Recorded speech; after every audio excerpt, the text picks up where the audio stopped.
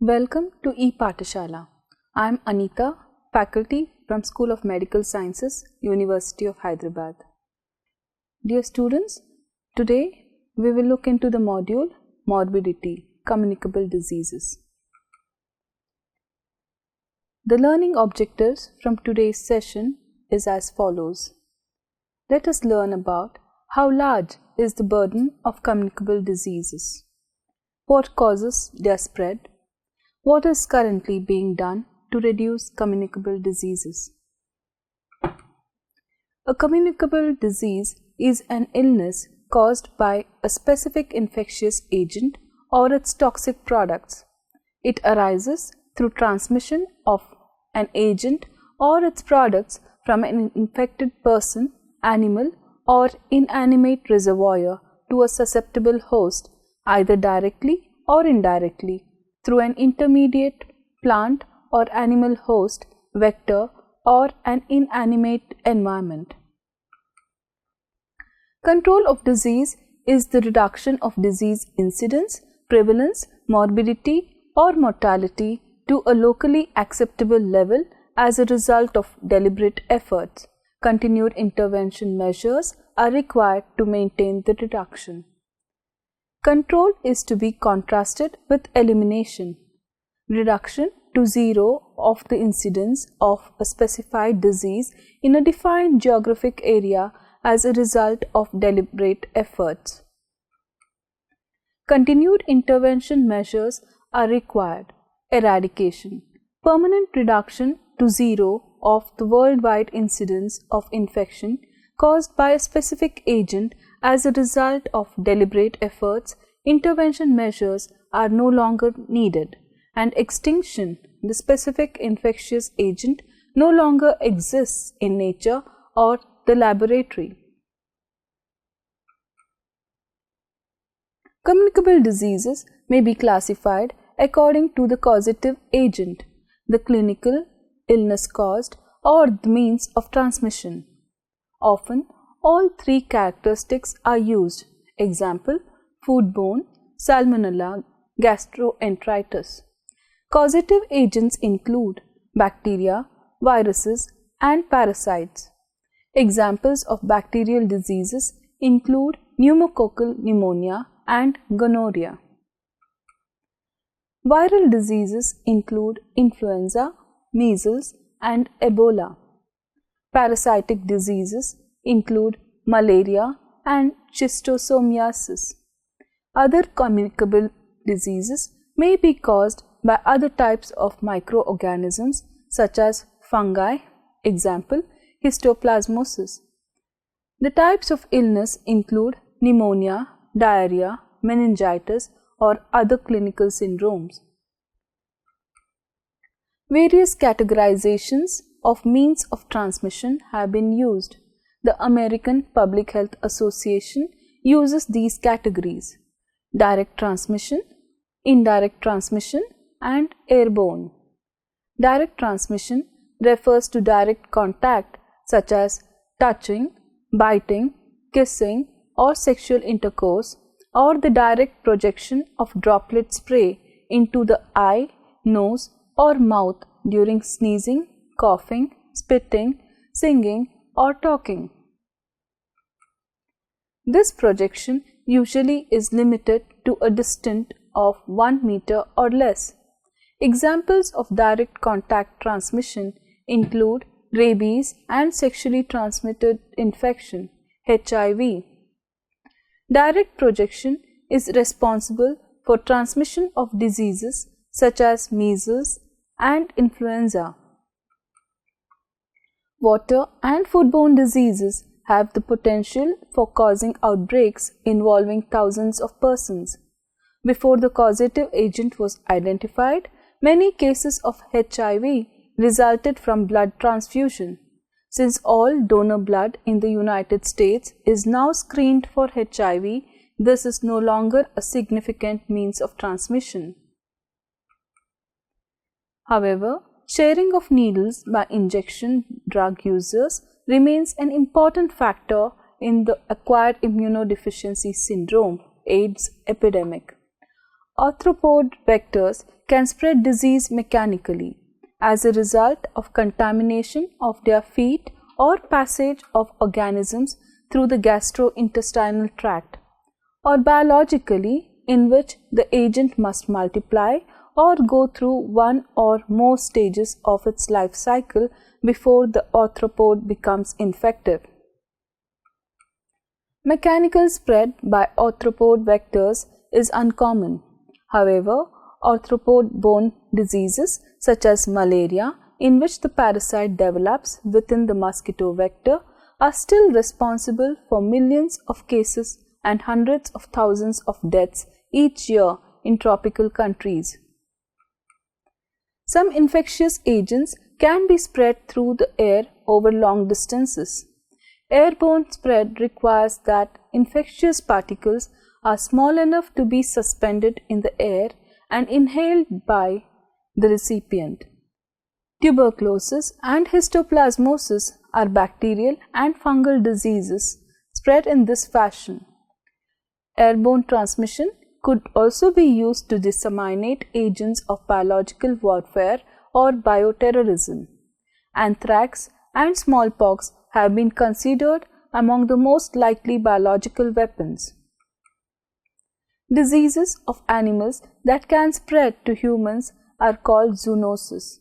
Some zoonotic diseases include rabies, plague, and tularemia. Methods of control.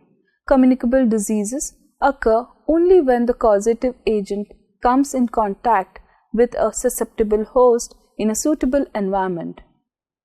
Prevention and control efforts for communicable diseases may be directed to any of these three elements. Communicable diseases affect both individuals and communities, so control efforts may be directed at both. Treatment of persons with communicable diseases with antibiotics typically kills the agent and renders them non-infectious. Thus, treatment is also prevention. A simple way to prevent the occurrence of communicable diseases is to eliminate the infectious agent through, for example, cooking food, washing hands, and sterilizing surgical instruments between use. Assuring the safety of drinking water through filtration and chlorination and treating sewage appropriately are other important means of preventing the spread of communicable diseases. For most communicable diseases, there is an interval between infection and occurrence of symptoms. This is called the incubation period, in which the infectious agent is multiplying or developing. Some persons who are infected may never develop manifestations of the disease, even though they may be capable of transmitting it. This is called inapparent infection. Some persons may carry and transmit the agent over prolonged periods. These are called carriers, whether or not they develop the symptoms. Treatment during the incubation period may cure the infection, thereby preventing both disease and disease transmission. This preventive treatment is called chemoprophylaxis and often used in persons who have been exposed to sexually transmitted diseases such as syphilis and gonorrhea. It also is effective in persons who have been infected with tuberculosis, although the preventive treatment must be given for several months. The susceptibility of the host to a specific infectious agent can be altered through immunization, example, against measles, or through taking medications that can prevent establishment of infection following exposure, chemoprophylaxis. Since malnutrition and specific vitamin deficiencies such as vitamin A may increase susceptibility to infection, ensuring proper nutrition and administering vitamin A can be more general ways of increasing host resistance. If persons survive a communicable disease, he or she may develop immunity that will prevent the disease from recurring if re-exposed to the causative agent. The environment may be rendered less suitable for the occurrence of disease in a variety of ways. For example, food can be kept hot or cold rather than warm to prevent multiplication of organisms that may be present. Individuals can use mosquito repellents or mosquito nets to prevent being bitten by infected mosquitoes. Breeding places can be drained or insecticides used to eliminate vectors of disease. Condoms can be used to prevent sexually transmitted diseases by providing a mechanical barrier to transmission. Reduction of crowding and appropriate ventilation can reduce the likelihood of droplet or airborne transmission. Respiratory protective devices can be used to prevent passage of microorganisms into the respiratory tract. The socio-cultural environment is also important in affecting the occurrence of communicable diseases. For example, in the 1980s, there was a change in the social norms in men who have sex with other men on the west coast of the United States, where unprotected anal intercourse had been the norm and was responsible for considerable transmission of HIV. As a result, a variety of educational and social marketing approaches were adopted. The social norm changed to the use of condoms, and the rate of new HIV infections and of rectal gonorrhea declined. Similarly, aggressive social marketing of condom use in Uganda has led to a change in sexual practices and a decline in new HIV infection rates. Other societal approaches to control of communicable diseases include safe water and food laws, provision of free immunization and chemoprophylaxis through public health departments, enactment and enforcement of school immunization requirements, isolation of individuals with communicable diseases to prevent transmission, and quarantine of individuals exposed to communicable diseases to prevent disease transmission during the incubation period if they have been infected. Impact of communicable diseases. The gathering of humans in settlements and subsequently cities resulted in the development of periodic epidemics of communicable diseases, often with devastating impact. In the 14th century, for example, bubonic plague, carried by rats and transmitted to humans by fleas, swept through Europe, killing approximately 1/4 of the population of the continent. Epidemics of crowd diseases such as measles and influenza resulted from person-to-person transmission, and inadequate water and sewage management led to epidemics of diseases such as cholera and typhoid. Milk and foodborne diseases are also common. Until the end of the 19th century, communicable diseases were the leading cause of death throughout the world. In the United States, in 1900, tuberculosis was the leading cause of death, followed by pneumonia and diarrhea. Along with diphtheria, in 10th place, these conditions accounted for more than 30% of all deaths in the country. Major reductions in morbidity and mortality from communicable diseases have resulted from improvements in sanitation, housing, and nutrition, as well as introduction and use of vaccines and specific therapies. Improvements in sanitation have dramatically reduced the burden of water and foodborne diseases. Improvements in housing have also played an important role in reducing transmission of tuberculosis, and improvements in nutrition have made persons with infectious diseases less likely to die from their infections. The introduction and use of vaccines have resulted in global eradication of smallpox, significant progress towards eradication of poliomyelitis, and a marked reduction in illness and death due to diseases such as diphtheria, whooping cough, pertussis, and measles. Specific therapies such as antibiotics and antiparasitic drugs have had a significant impact on deaths due to infectious diseases, as well as having some impact on the occurrence of the diseases by shortening the period in which an infected person is infectious to others. The most dramatic improvements have been seen in the United States and other developed nations. Although significant progress has been made in developing nations, the World Health Report 2000 reports that 14 million deaths, 25% of all deaths in the world in 1999, resulted from infectious diseases or their complications. There is a marked disparity in the importance of infectious diseases in high-income countries compared to middle and low-income countries. In high-income countries, infectious diseases accounted for only 6% of all deaths, whereas in middle and low-income countries, they accounted for 28% of all deaths. Worldwide, lower respiratory infections, example pneumonia, and diarrhea are the leading infectious causes of death. Each of these conditions can be caused by a variety of microorganisms.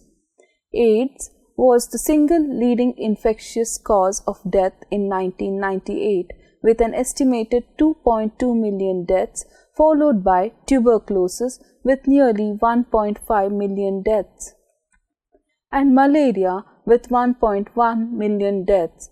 Nearly 9 lakh children died as a result of measles in 1998, even though an effective vaccine against measles was introduced in 1963 and has had a major impact in developed nations. Half of the children who died from measles lived in sub-Saharan Africa. Much of the continuing toll of communicable diseases could be reduced by more effective use of existing vaccines and other tools for control of infectious diseases. For example, more effective use of measles vaccine and administration of vitamin A could prevent most of the deaths from measles. More widespread use of oral rehydration therapy in diarrhea to combat the dehydration that is one of the major causes of death could dramatically reduce current mortality. More effective use of bed nets, anti-mosquito strategies, and appropriate treatment could dramatically reduce malaria deaths. However, new tools will be needed to bring about maximum control of some diseases. Because microorganisms are continually evolving, they may change enough so that prior experience, infection with the infectious agent does not provide protection. For example, influenza virus may undergo dramatic changes with the result that pandemics, worldwide epidemics may occur. In the year 1918-1919, pandemic influenza killed millions of people worldwide, more than 5 lakh in the United States alone. Preventive measures. Vaccine preventable diseases. Some communicable diseases can be prevented by the use of vaccines. The word vaccine comes from vaccinia, the Latin name for cowpox. The first vaccine was developed by Edward Jenner, an 18th century English physician and naturalist who noticed that milkmaids who had acquired cowpox, a condition that caused lesions to appear on the udders of cows, on their hands did not seem to be affected by smallpox. He believed that infection with cowpox would protect against smallpox, a serious, often fatal epidemic disease. In 1796, he took material from a skin lesion on the hand of a milkmaid and inoculated it into the arm of a young boy. The boy was subsequently exposed to smallpox and did not become ill. Thus began the vaccine era. It was nearly 100 years until the next vaccine for rabies was developed by Louis Pasteur. In the 20th century, a number of vaccines were developed. Many more are under development as a result of the biotechnology revolution. Widespread use of vaccines in children has had a dramatic impact on the occurrence of the disease. Because smallpox has been eradicated, smallpox vaccination is no longer carried out. The last case of naturally occurring smallpox in a human was in 1977, and in 1980, the World Health Assembly certified that smallpox had been eradicated from the face of the earth.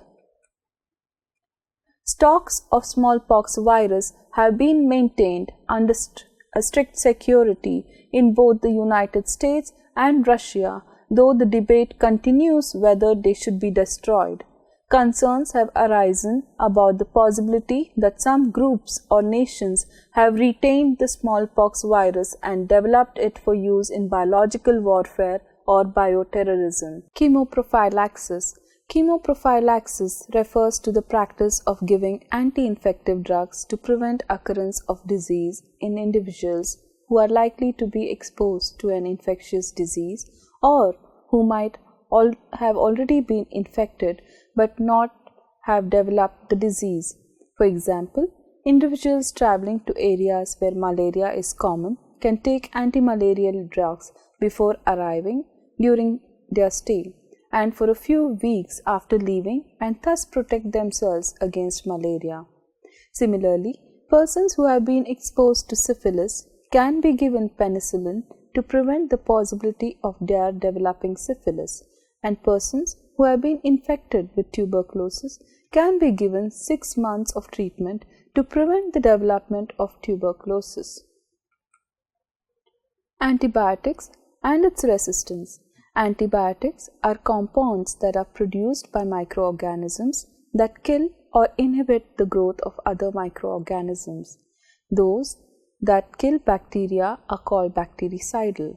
Those that prevent multiplication and rely on the body's defense mechanisms to deal with the limited number of living organisms are called bacteriostatic.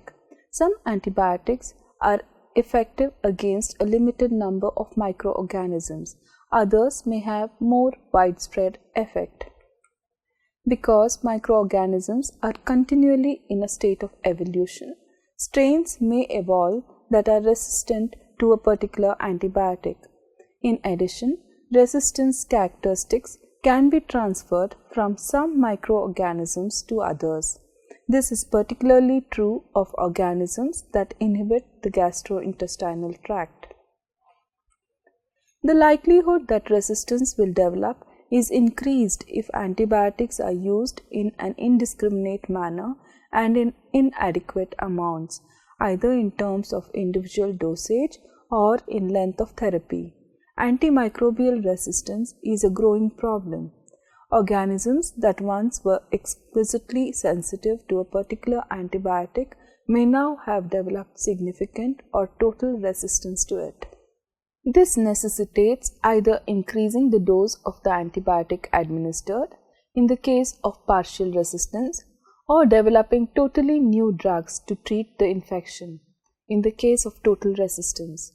A few microorganisms such as Enterococcus, an organism that lives in the intestinal tract and is particularly likely to cause infections in gravely ill patients with compromised immune systems, have developed such widespread resistance that it is a real challenge to treat them effectively, resulting in a need to develop even more antibiotics. Emerging and re-emerging infectious diseases. New infectious diseases continue to be recognized, and others, once thought under control, are re-emerging as significant problems. To cite a few examples of new diseases, the following have been recognized for the first time since 1975. Legionnaire's disease, Ebola virus, HIV or AIDS, acquired immunodeficiency syndrome, toxic shock syndrome, Escherichia coli O157, H7, cause of hemolytic uremic syndrome, Lyme disease, Helicobacter pylori, major cause of peptic ulcer, hepatitis C, and hantavirus. Some of these are conditions previously known but without a known infectious cause. Example: peptic ulcer, while others represent apparently new clinical syndromes that have not occurred or have not been recognized in the past. Old diseases such as tuberculosis and malaria are re-emerging in areas where they were once under control. This may be a result of lack of continued application of known effective interventions, but also may result from ecological changes.